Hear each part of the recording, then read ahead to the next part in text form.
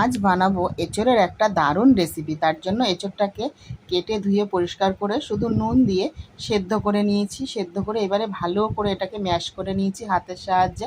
আর কিছুটা আদা রসুনের পেস্ট, পরিমাণ মতো নুন, হলুদ, একটু গুঁড়ো লঙ্কা আর 2 চামচ কর্নফ্লাওয়ার দিয়েছি আর 2খানা ডিম ফাটিয়ে দিয়েছি। দিয়ে এরপরে ভালো করে এটাকে মেখে রেডি করে রেখে নেবো। রেডি হয়ে গেছে। আর এদিকে কড়াইতে আমি সাদা তেল গরম করতে বসিয়ে দিয়েছিলাম। বল আকৃতির সব বানিয়ে নিয়ে একে একে করে তেলের ওপরে ছেড়ে পুরো ভেজে তুলে নিয়েছি।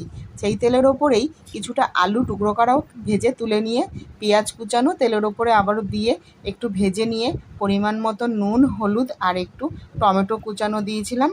আর আদা, রসুন, জিরে, লঙ্কা একসাথে করে শিলে বেটে রেখেছিলাম, সেই মশলাটাকেও দিয়ে দিয়েছি। দিয়ে বেশ ভালো করে কষিয়ে নিয়ে ওপর থেকে আলু আর অল্প একটু 2 চামচের মতন ফ্যাটানো দই ওপর থেকে দিয়ে আবারও ভালো করে কষিয়ে নিয়ে ওপর থেকে জল দিয়ে আর বলগুলোকেও ছেড়ে দিয়েছি। দিয়ে রেডি করে নিয়েছি এঁচোড়ের কোপ্তা।